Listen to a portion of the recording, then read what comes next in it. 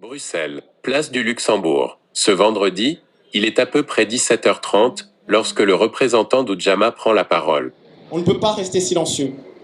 Et donc, je veux témoigner de notre solidarité avec le peuple vénézuélien qui a réussi à s'émanciper à travers la révolution bolivarienne et à faire reculer la pauvreté, tandis qu'ici, on continue de creuser les inégalités.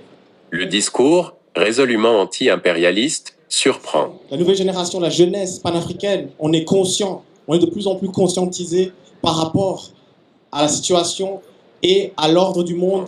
Ujamaa est une association panafricaniste créée par des jeunes proches de l'Université libre de Bruxelles. Que ce soit par des interventions militaires, creuser les inégalités, on continue d'exploiter, comme on peut le voir si souvent en Afrique. Tout comme leurs aînés, les pères des indépendances africaines, les jeunes Africains voient dans le panafricanisme aujourd'hui l'unique issue pour la souveraineté et le développement du continent.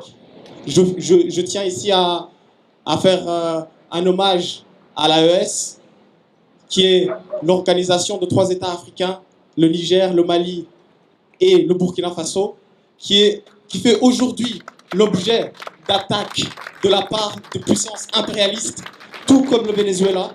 Pour nous, il est clair que cette extrême droite fasciste qui lutte contre les forces progressistes latino-américaines, c'est les mêmes forces qui luttent contre et qui ont lutté contre l'émancipation de l'Afrique. Ici aussi en Europe, on voit la montée de cette extrême droite fasciste.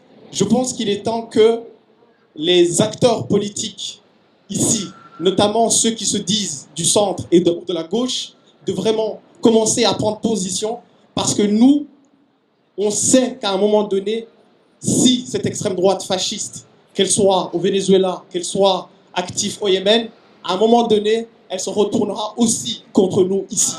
El pueblo unido jamás será vencido. El pueblo. Pour Radio Mara FM, Georges Alves.